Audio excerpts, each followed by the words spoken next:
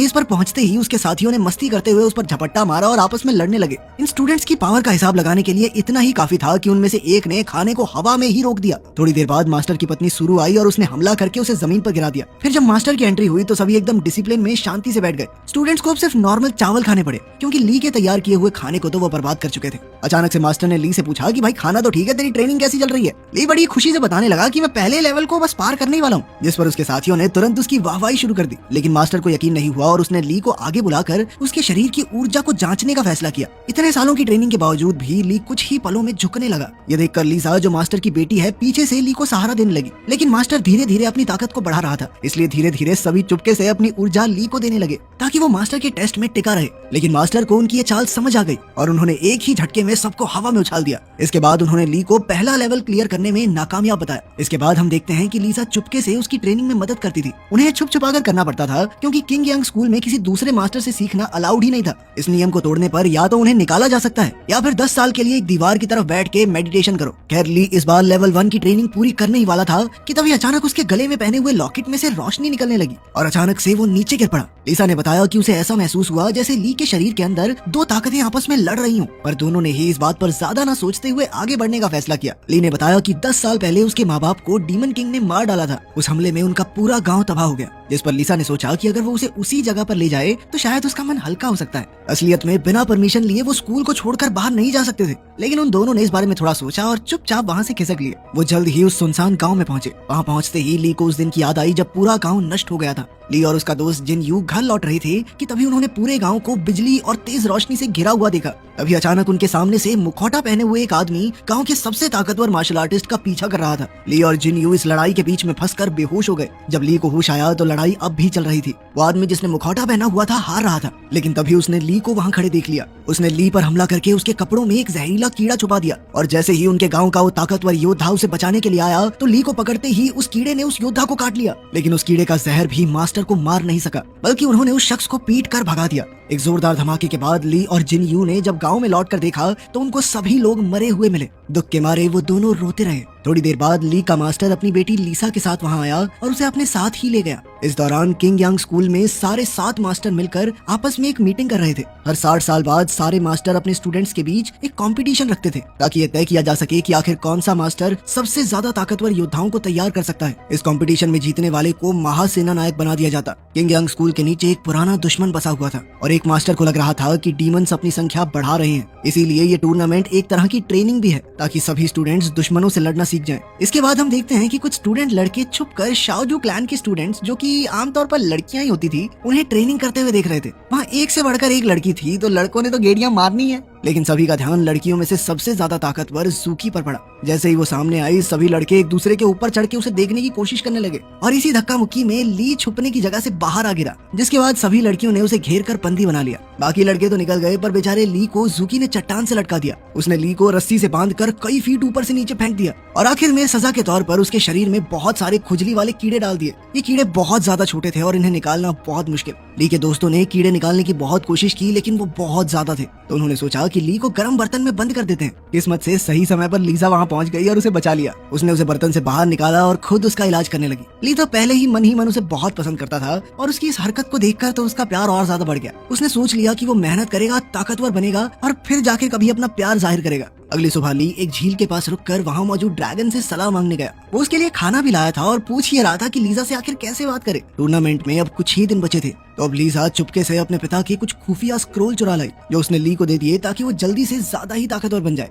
वो तुरंत ट्रेनिंग करने लगा, पर जैसे ही वो ट्रेनिंग का पहला लेवल पार करने वाला था, 2 अलग अलग मास्टर्स की आवाज उसके दिमाग में कुछ कुछ कहने लगी और उसके गले में वो ताबीज गर्म होकर उसे दर्द देने लगा। ये नेकलेस उसे 10 साल पहले मिला था। जब उस जहरीले कीड़े ने बूढ़े मास्टर को काटा था तो मास्टर ने अपनी मौत से पहले अपना पूरा ज्ञान उसे दिया था। साथ ही उसने ये भी कहा था कि इस हार से जल्द छुटकारा पालो। लेकिन ली तो ये अब तक नहीं कर पाया। अब उसे शक होने लगा कि कहीं ये लॉकेट ही तो मुझे ट्रेनिंग पूरी करने से रोक तो नहीं रहा। जिसके बाद उसने इस लॉकेट को फेंकने का फैसला किया। वो सबसे ऊंची चट्टान पर गया और अब वो लॉकेट फेंकना चाहता था, लेकिन एक बंदर उसे छीनने के लिए वहां गया। ली तुरंत वहां से भागा, लेकिन बंदर उस पर लगातार पत्थर फेंकता रहा। अंत में ली नदी में गिर गया। वो ऊपर तैरने लगा पर पत्थर उसे और गहरा खींच रहा था। नीचे कुछ रहस्यमयी सी चमकती हुई रोशनी दिख रही थी, लेकिन जाने से पहले पत्थर ने अपनी दिशा बदल दी और उसे वापस ऊपर ले आया। बंदर ने वो लॉकेट चुराने के लिए उसके हाथ पर काट लिया, जिसके बाद ली ने उसे दूर धकेल दिया। जैसे ही ली का खून उस लॉकेट पर लगा तो झील के नीचे से एक छड़ी बाहर आई। आसमान में अंधेरा छा गया और अब वो छड़ी हवा में तैर रही थी। ली के गले का वो लॉकेट अब अचानक से दोबारा बहुत ज्यादा गर्म होने लगा, जिसके बाद जल्द ही वो जाकर छड़ी के साथ पूरी तरह फ्यूज हो गया, मानो ये हमेशा से एक ही चीज हो। सभी सातों मास्टर आसमान को इस तरह देखकर हैरान रह गए। वो समझ गए थे कि ब्लड सकिंग पर्ल नाम का एक खतरनाक हथियार फिर से जाग उठा है। ये ब्लड सकिंग पर्ल असल में डीमन किंग का हथियार था, जो उससे छीन कर कहीं कैद कर दिया गया और तभी से डीमन किंग उसे ढूंढ रहा है। अब जब ये छड़ी फिर से प्रकट हुई है तो हो सकता है कि वो धरती से बाहर आकर इसे हासिल करने की कोशिश करे। इसके बाद छड़ी अचानक से ली के पास चली गई। उसने बंदर को बचाया और वहाँ से जाने ही वाला था कि तभी मुखौटा पहने हुए एक औरत आई और छड़ी छीनने की कोशिश करने लगी। ली को ज्यादा लड़ना तो नहीं आता था, लेकिन वो उस लड़की को जैसे तैसे संभालता रहा जब तक जूकी और लीसा ने वहाँ पहुंचकर उस अजनबी को भगा नहीं दिया। थोड़ी देर बाद जब ली लीसा को सब कुछ समझा रहा था तो उसने देखा कि काटने का निशान उसके हाथ से गायब हो गया। उस रात वो अजनबी औरत एक बार फिर से ली के कमरे में वो छड़ी चुराने आई, लेकिन मुसीबत तो तब शुरू हुई जब वो छड़ी लेकर जाने लगी। छड़ी अब न जाने कैसे अपने नए मालिक से चिपक चुकी थी, जिसके बाद लड़की ने सोचा कि इसको मार के छड़ी हासिल कर लेते हो, लेकिन छड़ी ने ली की रक्षा करते हुए उस लड़की को बेहोश कर दिया। अगली सुबह ली उसे अपने बिस्तर पर देखकर घबरा गया। वो उलझन में था, लेकिन उस औरत ने कहा कि तुमने मेरे साथ कल रात को सब कुछ कर लिया, अब मुझे कम से कम ये छड़ी तो दे दो। ली उसकी बातों में आकर वो छड़ी देना चाहता था, पर छड़ी हर बार उसके पास वापस आ जाती। परेशान होकर वो लड़की बिना कुछ बोले वहाँ से निकल गई। जल्द ही हमें पता चला कि वो छड़ी तो ली से बात भी कर सकती थी। अगले दिन दूसरे मास्टर्स के स्टूडेंट्स भी स्कूल में पहुंच गए और अब टूर्नामेंट जल्द ही शुरू होगा। उनमें से एक ली का पुराना दोस्त था, जो एक दूसरे मास्टर के पास ट्रेनिंग करके एक बहुत ताकतवर योद्धा बन चुका था। जब उसे पता चला कि 10 साल बाद भी ली ट्रेनिंग का पहला पड़ाव पार नहीं कर पाया, तो वो कहने लगा कि भाई तेरा मास्टर ही बेकार है, उसने तुझे ठीक से सिखाया ही नहीं होगा। एक दिन ली अपना कुछ काम कर रहा था जब उसने याओ को फूलों के खेत में देखा। वो चिल्लाकर उससे बोला कि फूल मत तोड़ना, उनको दर्द होगा, ठीक है। तभी अचानक बहुत से घुड़सवार योद्धा वहाँ पहुँच गए। लड़की ने ली को गिराकर उसे चुप रहने को कहा और जब वो नहीं रुका तो उसे चूम लिया। उनके जाने के बाद याओ उसके आसपास छड़ी ढूंढने लगी, पर ली ने कहा कि मैं तो उसे घर छोड़ के आया हूँ, जिसके बाद उसने ली को चांटा दिया और वहाँ से चली गई। लेकिन छड़ी अपने आप ही ली को बचाने के लिए उसके पास आकर खड़ी हो गई थी। बाद में जब ली अपना काम करके स्कूल में वापस पहुंचा तो उसने लीसा को एक दूसरे स्टूडेंट के साथ चिपका चिपकी करते हुए देखा। लीसा ये भी नहीं जानती थी कि ली उससे प्यार करता है, तो वो अनजाने में उसके सामने ही अपने प्रेमी की बातें करती रहती। मेरा बॉयफ्रेंड तो ऐसा है, वो ऐसा है, वो ऐसा करता है, ऐसा करता है। ली चुपचाप उसकी बातें सुनकर मुस्कुरा तो रहा था, लेकिन अंदर ही अंदर बेचारा टूट रहा था। अपना गुस्सा निकालने के लिए वो पास की एक चट्टान पर जाकर जोर जोर से चिल्लाने लगा, लेकिन उसके दोस्तों ने उसे सुन लिया, जिसके बाद वो शर्म के कारण वहाँ से भाग गया। भागते हुए उसे कुछ लोग उसका पीछा करते दिखे। तभी याओ उससे मिली। दोनों एक गुफा में छुप गए जहाँ ली ने उस लड़की से सवाल किए। वो अपने मास्टर से छुप रही थी क्योंकि उसने एक नियम तोड़ा था। बातें करते वक्त वो कई बार छड़ी को छीनना चाहती थी, लेकिन उसका बस नहीं चला। गुस्से में आकर उसने अपना हथियार निकाला, लेकिन इससे पहले कि वो हमला करती, छड़ी ने खतरा महसूस करके उसे बेहोश कर दिया। ली को कुछ समझ नहीं आ रहा था, लेकिन वो तो उससे अच्छे से पेश आया। फिर कुछ देर बाद वो खाना लेने बाहर गया। वापस आया तो उसने देखा कि लड़की कुछ पका रही थी। पहले पहले उसे लगा कि कहीं उसने उसका बंदर तो नहीं पका दिया, लेकिन वो तो जला हुआ खरगोश था। जिसके बाद ली ने एक और खरगोश को छड़ी पर पकाया। लड़की ने उसे चक्कर कहा कि उसे अपनी माँ के पकाए हुए गोश्त की याद आ गई। ली के मन में ज्यादा चालाकी नहीं थी और ये देखकर लड़की ने उसे अपनी माँ की मौत और एक ऐसी जगह पर जीने की इच्छा जाहिर की जहाँ उनको कोई ना ढूंढ पाए। आखिरकार टूर्नामेंट का दिन आ ही गया। हर मास्टर के 7 स्टूडेंट्स को चुना गया था, जो आपस में लड़कर फैसला करेंगे कि आखिर नंबर 1 कौन है। इस टूर्नामेंट में अब टोटल 49 स्टूडेंट्स थे, तो ये फैसला किया गया कि जिसके हाथ में भी नंबर 1 बॉल आएगी वो सीधा अगले पड़ाव में पहुंच जाएगा। जैसे ही बॉल्स को हवा में छोड़ा गया, सब उड़ उड़ कर उन्हें पकड़ने लगे। एक मास्टर ने देखा कि ली अकेला ऐसा स्टूडेंट था जो उड़ा नहीं। सब उस पर हंसने लगे क्योंकि वो तो कुंफू में इतनी आगे तक पहुंचा ही नहीं था। इससे पहले कि ली जमीन पर पड़ी हुई बॉल उठाता, जूकी ने चुपके से बॉल बदल दी। इससे ली को नंबर 1 वाली बॉल मिल गई। ली सोच में पड़ गया और जब उसने जूकी का शुक्रिया अदा किया तो जूकी कहने लगी कि वो यहाँ लड़ने आई है, बिना लड़े आगे बढ़ने में उसे कोई इंटरेस्ट नहीं है, तो मैंने ये अपने लिए किया है, तुम्हारे लिए नहीं। टूर्नामेंट शुरू हुआ और 31 स्टूडेंट तो पहले दौर में ही बाहर हो गए। शाम को हम देखते हैं कि जूकी अभी भी ट्रेनिंग कर रही थी। वो काफी थकी हुई थी और अब तो बीमार लग रही थी। उसके मास्टर ने उसे आराम करने को कहा, लेकिन जूकी का कहना था कि वो किसी भी हालत में जीतना चाहती है, क्योंकि उसकी मास्टर कमजोर हो रही थी, पर वो नहीं जानती कि दूसरे मास्टर उसे इस तरह समझें। दूसरे पड़ाव में तो जूकी ने अपने ओपोनेंट को बिना तलवार चलाए हरा दिया। उसे देखकर तो अब सभी घबराने लगे थे। अब ली की बारी आई और उसके दोस्त उसे देखने आए थे। सभी ने उसे हल्के में लिया, पर ली ने बड़ी ही आसानी से विरोधियों को हराया। लड़ाई के दौरान उसकी आंखों के सामने थोड़ी धूल आ गई और इसी दौरान छड़ी ने खुद ब खुद अपने ओपोनेंट को हरा दिया। जब ली खाना खाने आया तो सभी उदास थे, लेकिन फिर ली ने बताया कि मैंने तो कर लिया क्वालिफाई। उसकी बात सुनकर सभी दंग रह गए। अगले राउंड में उसका मुकाबला अपने बचपन के दोस्त जिंग यू से था। जिंग यू को लग रहा था कि ली उससे बहुत ज्यादा कमजोर है, तो उसने उसे पहले वार करने का मौका दिया, पर छड़ी ने जोरदार हमला करके जिंग यू को हरा दिया। जिंग यू गुस्से में कहने लगा कि तूने अपनी ताकत छुपा के धोखा दिया मुझे, ये ठीक नहीं किया तूने। वो इस बात से इतना गुस्सा हो गया कि ली के साथ दोस्ती तोड़ के ही चला गया।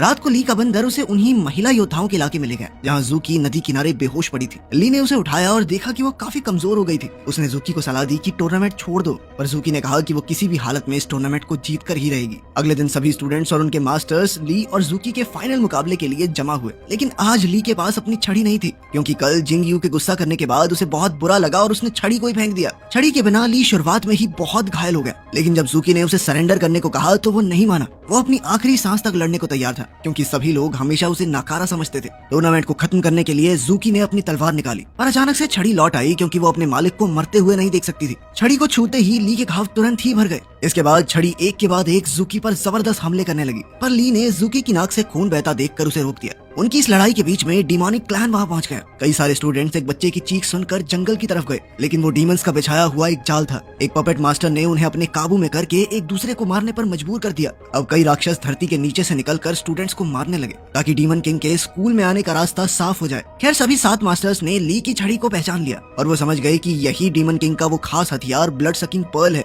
छड़ी को छीन कर ली को कैद कर दिया गया। उन्हें शक था कि ली ने शायद किसी काले जादू की ट्रेनिंग ली है, और उसके मास्टर ने कहा कि 10 साल हो गए स्कूल से बाहर नहीं गया लड़का। अभी एक स्टूडेंट वहां दौड़ते हुए आया और उन्हें जंगल के हादसे के बारे में बताया। इसके बाद सभी समझ गए कि ली ने कोई गड़बड़ नहीं की, क्योंकि वो तो कैद में पड़ा है। फिर भी उन्होंने ली और छड़ी को बंद ही रखा और जांच करने निकले। याओ मौका देखकर ली को छुड़ाने के लिए पहुंची, लेकिन वो वहां से भागना ही नहीं चाहता था, क्योंकि उसे डर था कि अगर वो भागा तो सारा इल्जाम उसके ऊपर आ जाएगा। लेकिन फिर याओ को उसे बेहोश करके वहां से ले जाना पड़ा। छड़ी ली को बचाने के लिए सामने आई तो याओ ने उसे समझाया कि मैं तेरे मास्टर को कुछ नहीं कर रही, मैं तो उसे बचाने आई हूँ। जिसके बाद छड़ी भी याओ की मदद करने लगी, लेकिन याओ झूठ बोल रही थी और वो उसे अपने पिता के पास ले गई, जो डीमन मास्टर निकला। डीमन मास्टर ने ली को देखते ही हमला किया, लेकिन याओ ने बीच में आकर अपने पिता का मुकाबला किया। वो चाहती थी कि उसके पिता ली को सिखाएं, ना कि मार डालें। उसने ली को बचाने की कोशिश तो की, लेकिन वो अपने पिता की शक्ति के सामने ज्यादा देर टिक नहीं पाई। ली अकेला था तो उसने अपनी छड़ी पर ही भरोसा रखा। वो सभी 7 मास्टर्स के वहां पहुंचने तक डीमन मास्टर का मुकाबला करता रहा। डीमन मास्टर बहुत ज्यादा ताकतवर था और उसका मुकाबला करने के लिए 7 मास्टर्स ने अपनी शक्तियों को जोड़कर हमला किया।